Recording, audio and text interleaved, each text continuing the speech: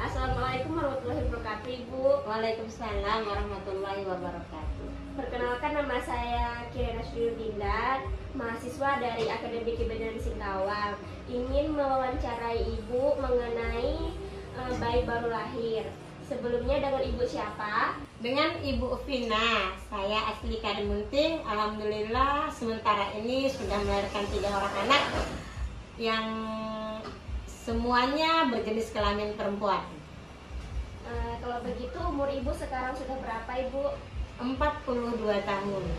Baiklah, saya akan menanyakan beberapa hal terkait dengan bayi baru lahir.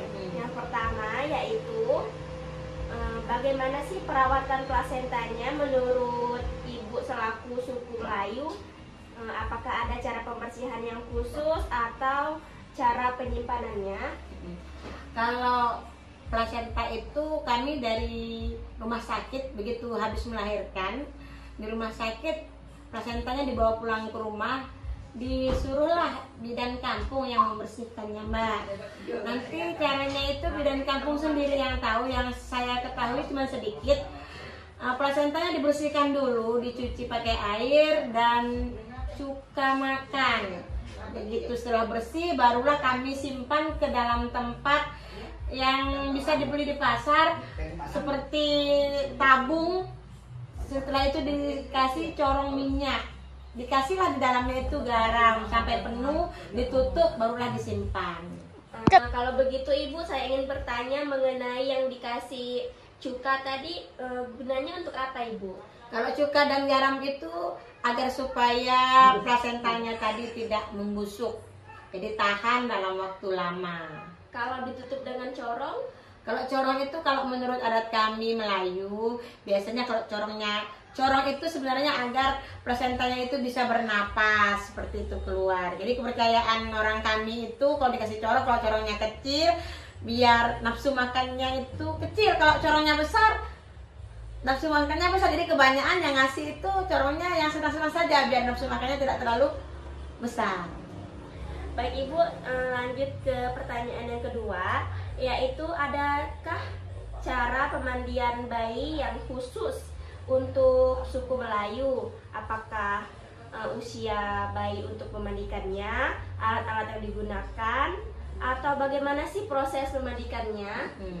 Kalau saya khususnya, saya pribadi, saya kan 3-tiganya melahirkannya di rumah sakit. Jadi untuk selama kami di rumah sakit, perawat semuanya nangani. Begitu pulang ke rumah, ya kami sendiri yang menangani.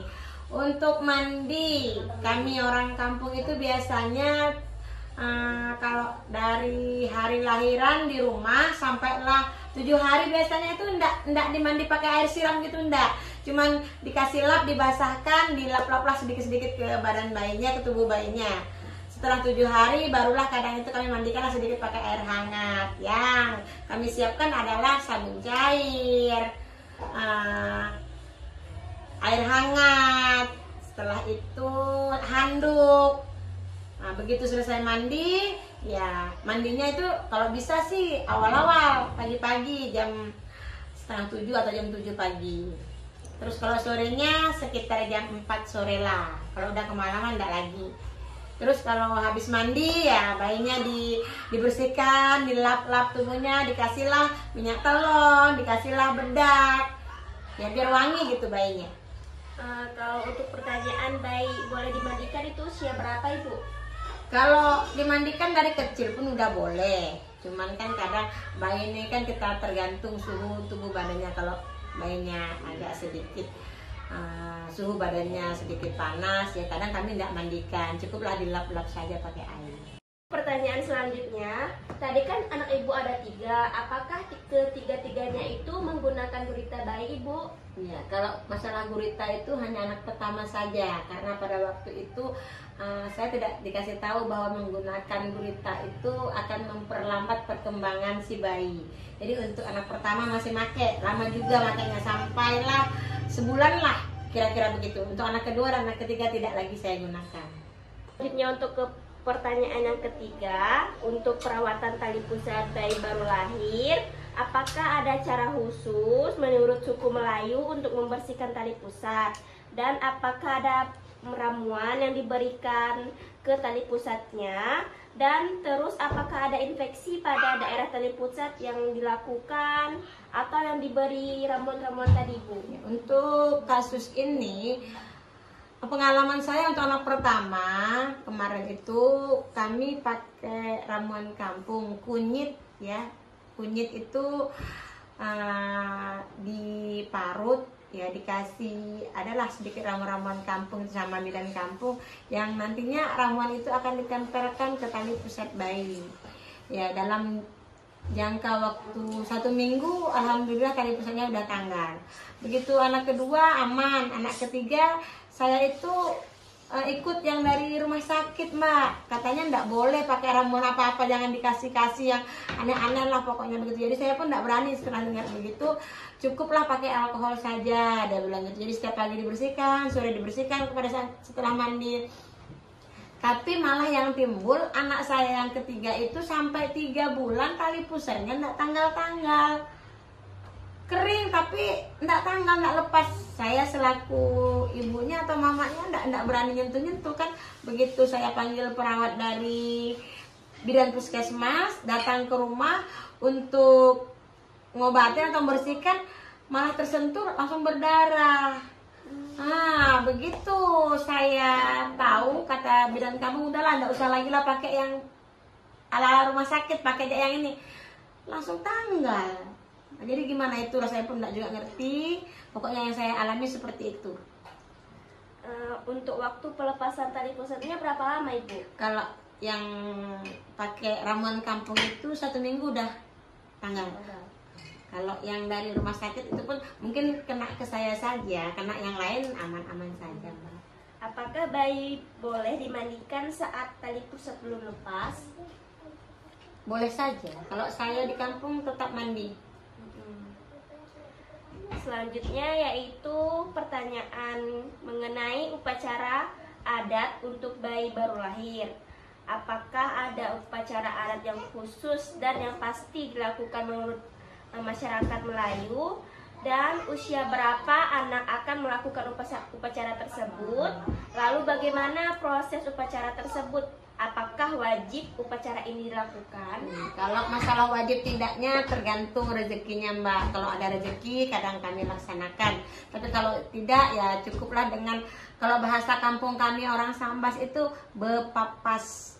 Ya, kalau memang ada rezekinya kami biasanya mengadakan acara tepung tawar. Ya, yang dalam acara itu biasanya kami pihak keluarga yang melaksanakan acara memberikan souvenir sama yang tukang baca ya, berupa uang. Kadang dalam tas souvenirnya itu dikasihlah sabun, telur yang udah kita masak.